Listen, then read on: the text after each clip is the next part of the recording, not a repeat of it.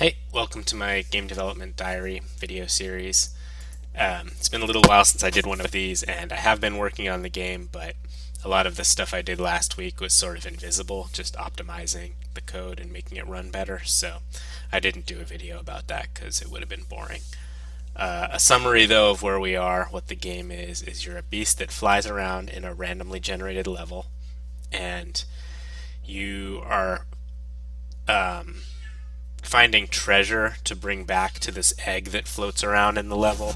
And if you bring it enough of this treasure, which I've been calling gold, but that's just changed.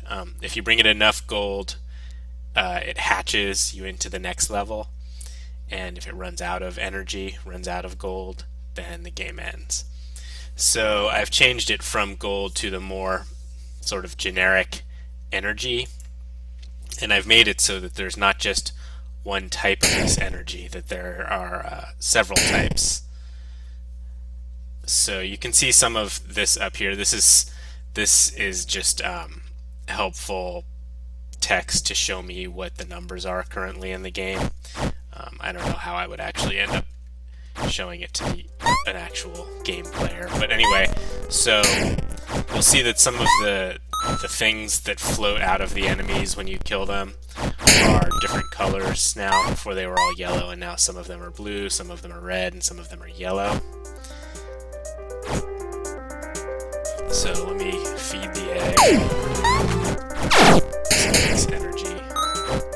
And so I set up a system this week so that it can accept different types of energy, and also as it loses energy, it makes sure to lose all the different types in even amounts, either the energy that you're carrying as you fly around or the energy in the egg as it's lost. So I don't know how clear this is what I'm explaining to you, but the bottom line is, where there was once one resource, there are now three. And part of the point of that is I want to make it so that when you get to the next level, what you've gathered in the previous level has some impact. So what I did is, as a very crude demonstration of this, is however much of the blue energy you gathered in the previous level, whatever proportion the blue energy is of the total energy that you gathered, affects the size of your character. So now you see I have this giant character who got stuck in a piece of terrain. There are still lots of little bugs like that in the game to work out, so I'm not surprised that that happens. But anyway, this is the normal size, this is the base size of your character, but depending on how much of the different resources you gather to feed your egg, it depends, that changes what your character ends up being like in the next level. And I don't know if size is really the best thing for that. I mean, the best thing to change, but it was just a fast and crude way for me to show what I'm talking about. So it's kind of like delayed power-ups almost, like you have power-ups that as you gather them affect the next level.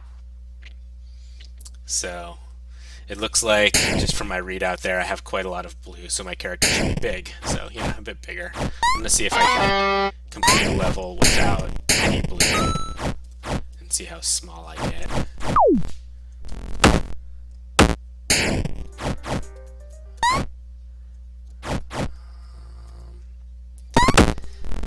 Sorry, this game is actually not that easy to play, I guess.